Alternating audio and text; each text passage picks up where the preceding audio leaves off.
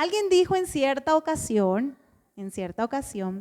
que las oraciones son un reflejo de lo que hay internamente en el corazón de los hombres o de las personas.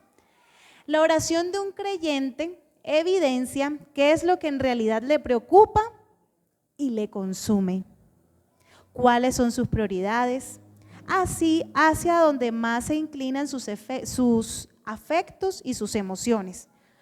Por eso creo que es provechoso que estudiemos entonces esta oración que Pablo hizo por los efesios, que evidencia qué es lo que había, que había en el corazón de Pablo. Entonces, esta oración que se encuentra aquí registrada nos revela cuáles eran las preocupaciones que Pablo tenía y cuáles eran sus prioridades cuando oraba. Permítame entonces introducir algunas generalidades de la carta que les quiero compartir sobre la carta. Primero, que esta carta fue escrita alrededor del 60 después de Cristo, desde Roma, mientras Pablo estuvo preso. ¿A quién se le destinó esta carta? La carta fue destinada a la iglesia de los Efesios, pero también a todo creyente en cualquier lugar. ¿Cuál era el escenario que se estaba presentando o se presentó en ese momento de la carta? La carta no se escribió, algunos estudios dicen que esta carta no se escribió para contrarrestar alguna herejía que se estaba presentando en la iglesia. Esta carta básicamente tiene un propósito, y no me voy a adelantar ese propósito. Primeramente, sigo conversando con ustedes y les sigo hablando de que esta carta fue enviada, ¿verdad? O fue enviada a través de Tíquico. Usted puede encontrar eso en Efesios 6:23. Si quiere corroborar quién fue la persona que llevó, quién fue Tíquico, ¿verdad? Dice, un fiel ministro del Señor. Qué bonito es cuando alguien pueden decir de nosotros que somos fieles ministros del Señor. Tíquico llevó esta carta para fortalecer y animar a la iglesia de la zona. Dice que Pablo pasó más de 3 años con la iglesia en Éfeso. Por lo tanto, estuvo muy cerca de los hermanos allí.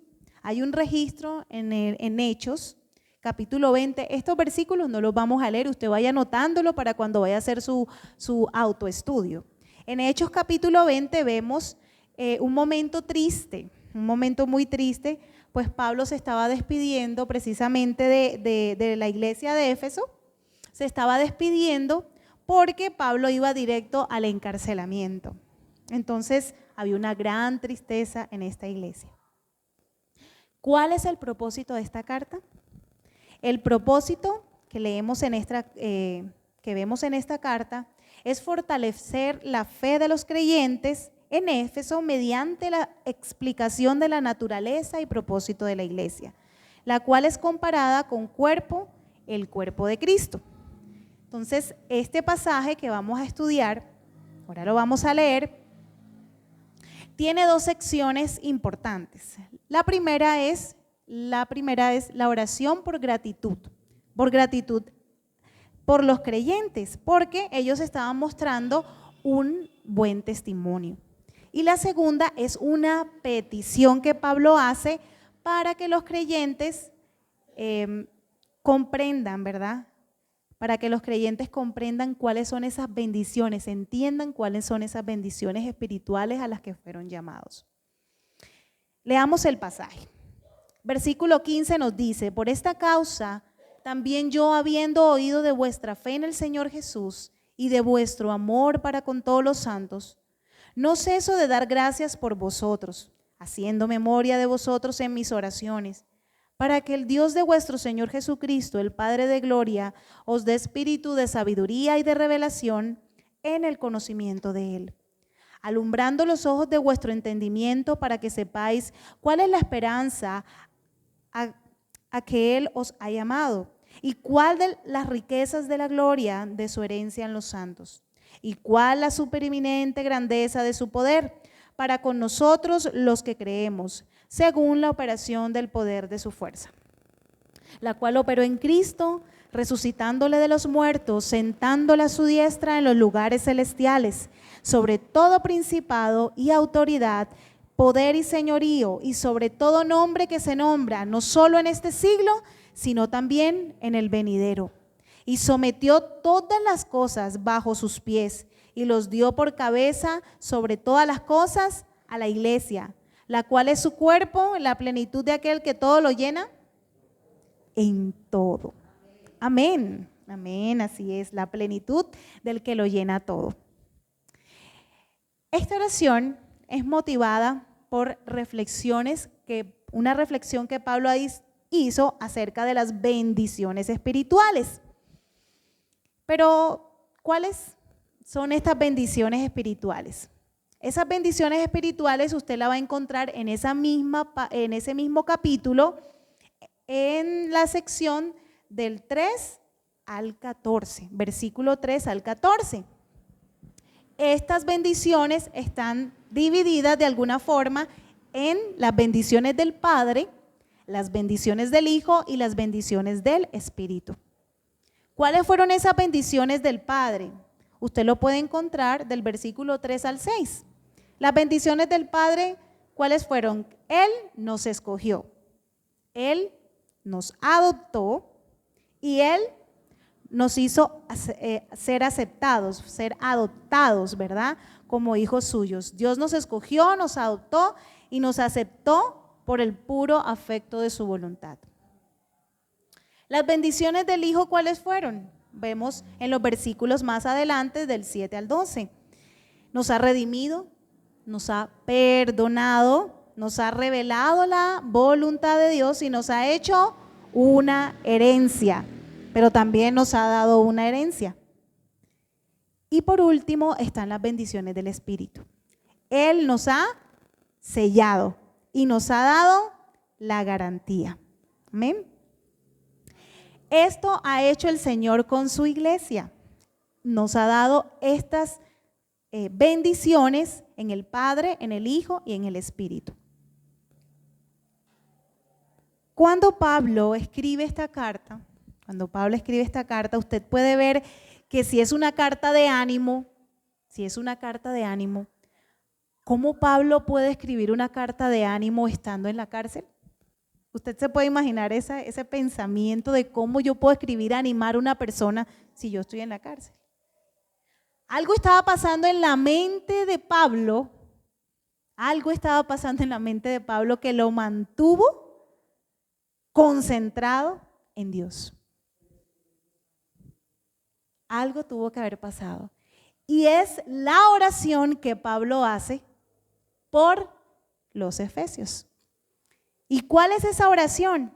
Primeramente de gratitud, pero luego es una oración para interceder, para que la iglesia pudiera entender el espíritu de sabiduría, ¿verdad? Y de revelación en el conocimiento y pudieran ser alumbrados sus ojos. Pablo tenía esta realidad en él.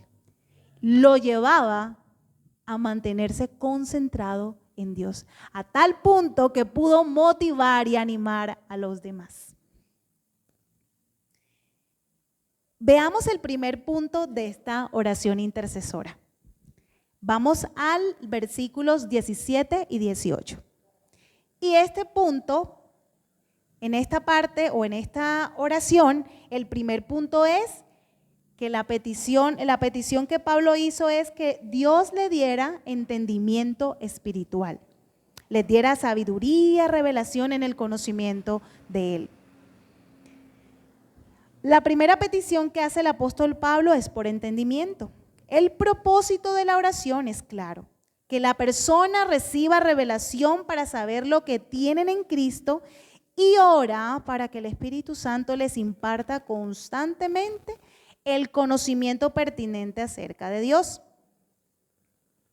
La expresión alumbrar los ojos de vuestro entendimiento es otra forma de decir que la iglesia pueda conocer a Dios y entender los beneficios del Evangelio. Cuando Pablo está pidiendo esto es que ellos puedan entender lo que tienen en Cristo, ¿verdad? Y este entendimiento solamente viene a través de ¿quién? ¿Quién nos puede dar ese entendimiento? El Espíritu Santo, así es. Primera de Corintios 2 del 9 al 10. Pueden mirar este versículo. Primera de Corintios 2 del 9 al 10 es una referencia que Pablo hace citando al profeta Isaías, que dice: cosas que ojo no vio, ni oído oyó, ni han subido al corazón del hombre, son las que Dios ha preparado para los que le aman. Pero Dios nos las reveló a nosotros por el Espíritu, porque el Espíritu todo lo escudriña, aunque lo profundo de Dios. Este ministerio del Espíritu Santo se convierte en una realidad en nosotros, solo cuando también usted lo permita. Porque el Espíritu Santo, si usted no permite que Él le hable, usted reciba, pues no pasa nada, ¿cierto? Muy bien. Entonces, viendo esta oración, entonces, primeramente, el espíritu de sabiduría y de revelación, que puedan entender el conocimiento. Pero ¿cuál es ese conocimiento? ¿Qué debían conocer ellos? Miremos el versículo 18b. ¿Qué debían conocer?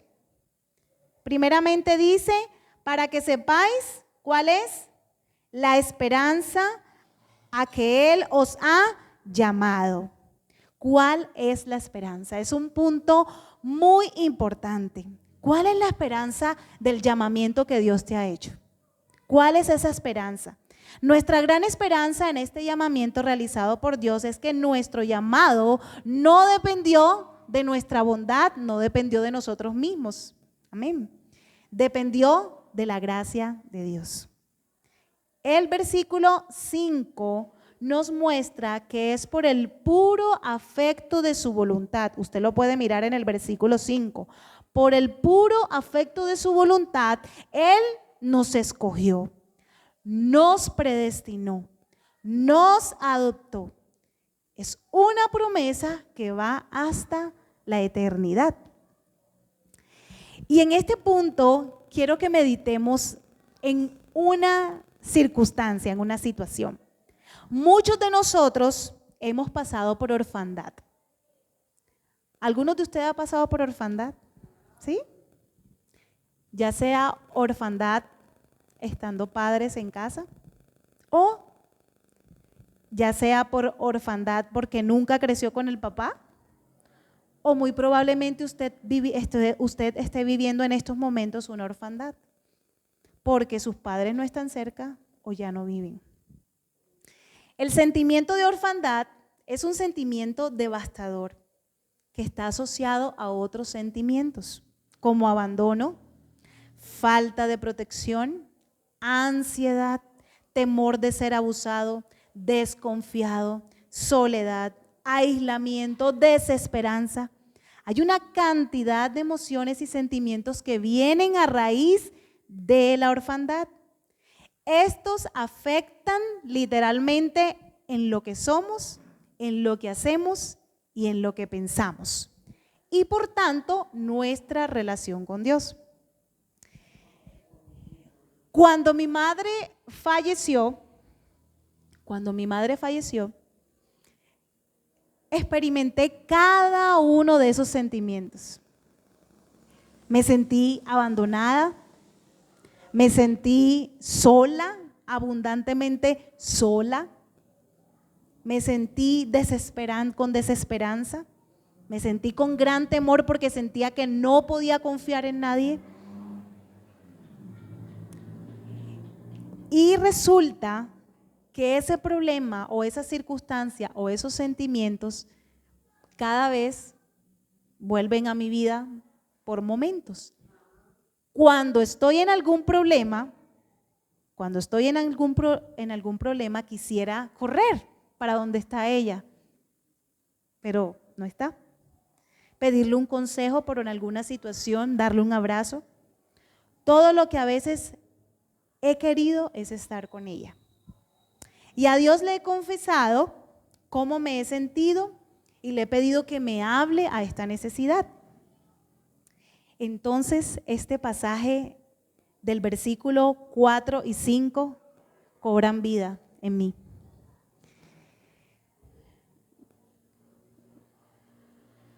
En medio de todo, cuando estaba niña, yo tuve que pasar por el primer sentimiento de orfandad sin que yo fuera consciente. Mi madre, porque soy hija adoptiva, pasé a los brazos de mi madre y ella yo no tuve que decir nada, yo simplemente por la gracia de Dios llegué a ese hogar de ella, ¿cierto? Y ella simplemente dijo, tú vas a ser mi hija. Dios me habla nuevamente cuando ella parte y me dice, tú no estás sola, ¿cierto? Yo te escogí. Cuando los niños experimentan este tipo de circunstancias, el hecho de que alguien te escoja y te diga, yo voy a ser tu padre, yo voy a responder por pura gracia, eso es hermoso. Mi mamá lo hizo. ¿Yo qué tuve que hacer? Yo no hice nada, simplemente me vio. Así hizo Dios conmigo. Cuando vuelvo y experimento esta situación de que ya otra vez no tengo padres, este sentimiento de orfandad vuelve a ser una realidad y es cuando voy y corro. Y ayer anoche precisamente le decía al Señor y escribía esas palabras con mucho llanto, porque yo decía, Señor, tú vuelves y me dices, yo te escogí, yo te escogí, yo te adopté. Y por amor, yo voy a hacer de ti una mujer santa y sin mancha. Era el sueño que algún padre quiere para su hijo. Yo quiero que te realices, hijo, quiero que te levantes. Era el sueño de ella, pero mejores son los sueños de Dios. Y los sueños de Dios fueron, yo quiero hacerte santa, sin mancha, como hablábamos las mujeres ayer. El Señor nos quiso dar una nueva vestidura. Nos quiso dar una vestidura de amor. Y este pasaje cobró tanta vida en mí que volví a sentir el hecho de ser hija por amor, por el puro afecto del amor de Dios, no por lo que yo hice, no por lo que yo hable, sino por el puro afecto de su voluntad. Hermanos, no se trató de lo que tú hiciste, simplemente de toda la cantidad de personas que Dios pudo haber escogido, te escogió a ti, para darte una vida, una esperanza. Yo creo que es un momento aquí de darle gracias a Dios. Gracias, Señor, por escogernos,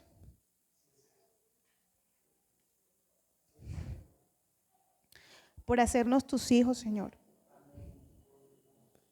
Gracias porque pudiste haber escogido a otro, pero nos escogiste a nosotros. No son nuestras habilidades lo que somos, Señor, sino tu amor, tu gracia. Gracias, Señor. Amén. Y seguimos viendo cuáles fueron esas bendiciones, hermanos. Ese amor del Señor, ¿verdad? Pablo quería que entendiéramos primero esa esperanza de su llamamiento, pero también las riquezas de su herencia. ¿Cuáles eran las riquezas de su herencia? ¿Y qué significa cuando Efesios habla acerca de riqueza? Riquezas, ¿verdad? En la carta de los Efesios sugiere que es que nada falta. Nada más de lo que necesitamos, nada. Solamente necesitamos es a Cristo. En 1 de Pedro 1 del 4 al 5, usted lo puede buscar, 1 de Pedro capítulo 1 del 4 al 5, se nos dice que nosotros tenemos una herencia incorruptible, incontaminada e inmarcesible, reservada en los cielos para nosotros, que somos guardados por el poder de Dios mediante la fe para alcanzar la salvación que está preparada para ser manifestada en el tiempo postrero. En otras palabras, hermanos, la salvación es el todo del creyente, el cual será guardado por el poder de Dios para recibirla mediante la fe. Cuando su vida parezca caótica, cuando su vida parezca que ya no hay una solución, hermanos, descansemos en una verdad. Jesucristo es el Señor y Dios tiene el control. Su propósito para salvarlo no puede frustrarse. No importa lo que Satanás pretenda hacer contigo, no importa. Esto no tiene ningún poder. Por eso cada día, hermanos, por eso cada día le invitamos, el Señor nos invita a seguir avanzando, luchando, obedeciendo al Señor. Los cristianos maduramos en el Señor cuando aprendemos lo que significamos en Cristo. El significado que nosotros tenemos para el Señor. Él nos ha dado una herencia y esa herencia es nuestra, es la salvación de todo creyente. Avancemos, hermanos. Avancemos pensando siempre en esa gran riqueza que hay en lo que hemos recibido en Él. Y la tercera, y la cuarta, el cuarto punto es, y la cuarta petición es, que conocieran la incomparable grandeza de su poder. En la Reina Valera dice, en el versículo 19, y cuál la superiminente grandeza de su poder para con nosotros los que creemos, según la operación del poder de su fuerza. Aquí la palabra poder corresponde a una palabra griega que se llama bueno, eso los que han estudiado griego que vengan y digan cómo se dice eso. La palabra griega, los griegos aquí, dunameos. Bueno, por ahí va. El poder de la dinamita, ¿verdad? Es un poder que es como dinamita. La palabra acción, la palabra que acciona ese poder, corresponde a una palabra griega que se llama, aquí viene otra, energian, bueno, que enfatiza la capacidad de ese poder para actuar. Hermanos, por último vemos del versículo 20 en adelante, ¿verdad? Del 19, 20, 21, vemos cómo fue ese poder. ¿Qué hizo ese poder? Y yo quiero que usted me ayude a mencionarlo. ¿Qué hizo ese poder inicialmente? ¿Quién me lo puede decir? Está en el verso 20. ¿Resucitó a quién? A Jesucristo, muy bien. Resucitó a Jesucristo de los muertos. Era tan grande el poder de Dios que levantó a Jesús de los muertos. Pero, ¿qué más hizo este poder? ¿Quién me puede seguir diciendo? Muy bien, muy bien. Ese poder también fue para la ascensión de Cristo. Pero, ¿qué más nos sigue diciendo la palabra acerca de ese poder? Lo puso sobre todo. ¿Me puedes decir cuál es ese todo? Principado, poder, señorío.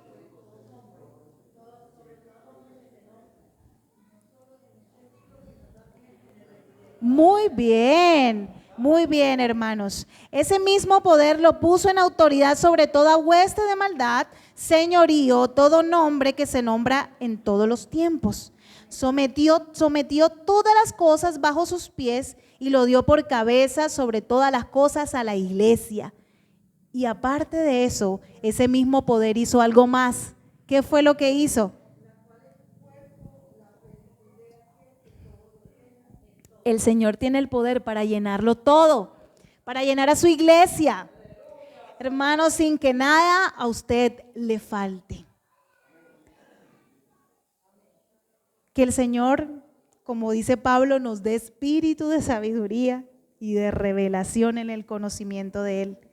Que nosotros como iglesia podamos entender que el Señor nos llena, que Él es suficiente, que el Señor tiene poder sobre todo señorío, sobre todo principado, toda potestad, todo nombre, hermanos.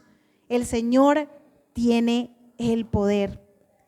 Cristo ya ha ganado la victoria sobre el pecado, sobre la muerte, sobre el mundo, sobre Satanás. Su pueblo no lucha por victoria, sino desde la victoria. ¿Cuántos creemos eso? Desde la victoria usted lucha. Usted no lucha como un derrotado. Ya la victoria fue dada en Jesucristo. Estamos sentados con Cristo en lugares celestiales, donde hay poder, paz y victoria. No necesitamos temer a un dictador, a una nación. No necesitamos tenerle miedo a Satanás. ¿Algunos de ustedes han expresado miedo a Satanás? No, hermanos. Él está bajo sus pies. El contrato está firmado y sellado. Nuestra espera para obtener la total libertad será por poco tiempo. Pablo dice en Romanos 8 del 37 al 39 que nada puede separarnos de Dios. Nada. ¿Conocen ese versículo? Ni la vida, ni la muerte, ni ángeles, ni principados, ni potestades, ni lo presente, ni lo porvenir, ni espada, ni peligro, ni ninguna otra cosa creada nos podrá separar del amor de Dios. Hermanos, por supuesto, todas estas bendiciones son única y exclusivamente para quienes reúnen las condiciones estipuladas en el versículo 1 y 2. Aquellas personas que hemos recibido, ¿a quién? A Cristo. Hermanos, podemos concluir que las luchas que tengamos con la oración pueden ser vencidas si hacemos el ejercicio de Pablo, reflexionar en la palabra de Dios y orar con base a eso. Oremos, hermanos, para que entendamos el llamado, para que entendamos las riquezas de su herencia y para que entendamos el poder que Dios tiene y que ese poder nos puede levantar de cualquier situación porque Él ya tiene el control. Vamos a orar. Vamos a orar. Y si en algún momento usted ha sentido, hay personas que luchan constantemente con la identidad. Hay personas que luchamos constantemente con la identidad. Hay personas que luchamos constantemente creyendo mentiras. Y hay personas que han creado hasta un falso yo. Es que yo soy así, ¿no? Hay una revelación en la palabra de quién realmente somos en Cristo. Unámonos como Pablo en esa oración.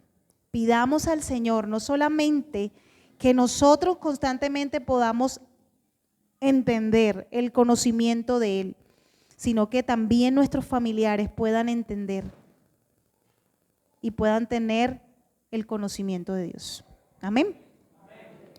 Amado Dios que estás en los cielos, gracias te damos, Señor, por tu palabra. Gracias, Señor, porque esta oración nos ha enseñado la necesidad de que constantemente, Señor, podamos pedir por sabiduría, por revelación en el conocimiento tuyo, Señor. Necesitamos, Señor, entender cuál es nuestra posición como cristianos. Necesitamos constantemente, Señor, que nos recuerdes, Señor, todas estas cosas. Gracias por esas bendiciones que tenemos en ti. Gracias, Señor, porque en ti tenemos, Señor, en ti somos adoptados. En ti somos escogidos, predestinados, Señor, para heredar esa herencia incorruptible, incontaminada, Señor, para heredar la salvación. Gracias, Señor, por el sello de tu Espíritu. Gracias porque con ese sello, Señor, tenemos la garantía de que somos tus hijos, que somos propiedad tuya, que nada puede separarnos del amor de Cristo, que nada puede, Señor, separarnos de ti, porque somos tuyos, Señor. Ayúdanos a perseverar en tu palabra, en este conocimiento tan fundamental, Señor. Ayúdanos a perseverar en estas bendiciones espirituales, Señor, pero que no solamente nosotros podamos cada día tener esa revelación en el conocimiento tuyo, sino que nuestra familia sean alumbrados en su entendimiento, Señor. Que puedan entender que en ti hay salvación, que en ti hay, Señor, paternidad, que en ti hay libertad, que tú puedes transformar a todo aquel, Señor, que viene a ti en humillación, en arrepentimiento. Que tú puedes darle una nueva vida, una vida santa y sin mancha, Señor. Oh Dios, gracias. Gracias, Señor, por esta libertad y esta confianza que tenemos. Ayúdanos a perseverar, a no desmayar, Señor, y que podamos mantenernos concentrados en tu palabra, de tal forma que podamos ser también aquellos como Pablo, que animaron a pesar de sus problemas, que animaron a pesar de las circunstancias que vivían, porque las circunstancias no pueden definir quién soy. Yo soy es en Cristo, no lo que dice mi circunstancia, Señor. Yo soy en Cristo, nueva criatura. Las cosas viejas pasaron, Señor, y todas son hechas nuevas. En este mundo tendremos aflicciones, pero confiamos que en ti hemos vencido, Señor. Gloria a tu nombre, Señor. En el nombre del Señor Jesucristo, te damos muchas gracias, Señor. Amén y amén.